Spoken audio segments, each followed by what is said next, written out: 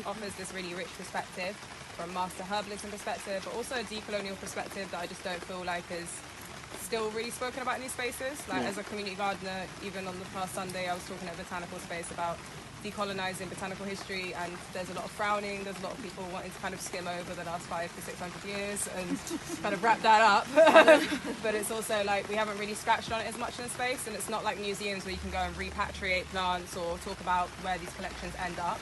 It's kind of this ongoing thing that really permeates a lot of the studies that are happening in horticultural institutions, happens in terms of our herbal histories, and there's just a lot of grand forgettings, I think. And so Claudia speaking on, sorry. I was going to say, I don't like the term master herbalist.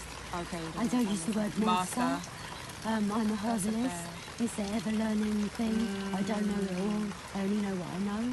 And part of decolonising is changing our language. The language. Yeah. I hear that. Yeah. Noted. It's important. So, no. Yeah, I think that's a really good point around language as well. So yeah, coronation misery. Everything is everything. Touch one, touch all. Hierarchies of power at the highest level permeate throughout society, affecting every aspect of our lives and even body autonomy. These systems must be abolished. Connecting and reconnecting with nature and energetic medicine systems is what we need to start healing. The British monarchy is the head of state of Britain, and its constitution and 15 other countries, 150 million people, the armed forces, the church, head of juicery, HM prisons, Royal Botanical Gardens. Apparently we are all subjects. Swans, even. The crown is the official swan keeper. They represent entrenched systematic feudal inequality, upholding classism and racism and ultimate white privilege. There are still hereditary peers at the House of Lords, and us commoners only have access to 8% of the land. They wear crowns and stolen gems as their symbols of their lack of apology for colonial theft as well as stolen cultural items. The blood diamonds, the Cullinan diamond, the largest uncut diamond ever found, from South Africa, and Koh-i Noor, mountain of light from South Asia, symbolize murder, rape, pillage, famine, partition, exploitation, enslavement, and servitude. By the way, the palace officially bans coloured immigrants and foreigners from holding clerical roles. That's their words. In their words, sorry, quotations. They were involved in enslavement, specifically the Royal African Company, who kidnapped 187,697 African people of 38,497 who died en route, many prior to this. May their souls rest in peace. They plundered gold and murdered elephants for ivory. The Duke and Duchess of Windsor were Nazi affiliates. Prince Charles was racist and considered gross, derogatory remarks to racialized people on travel to their homelands and to their faces. 1943, George IV oversaw the Bengal famine, when 1.5 million and 3 million died from disease. 1952 was the Mau Mau uprising, and the people were brutalized, murdered, and put in camps. In a span of 18 months, the British dropped 6 million bombs into Kenya's forests to disrupt guerrilla activity. Then the British dusted Kikutuyo areas with photographs of mutilated women to intimidate the populace. It is said they cannot influence governance, but this is untrue.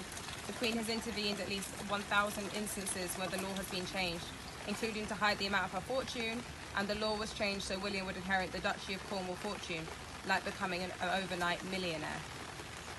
In 1975, Gough, pronounced Gough, sorry, Whitlam, Prime Minister of Australia, was sacked by the Queen's representative, the Governor-General, Sir John Keir, who was acting on the orders of the British monarchy, supported by the CIA, for abolishing royal patronage, opposing nuclear weapon testing, and supporting zones of peace.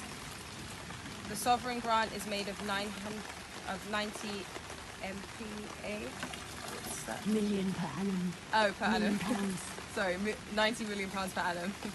In 2021, the royal family claimed 120 million for security alone.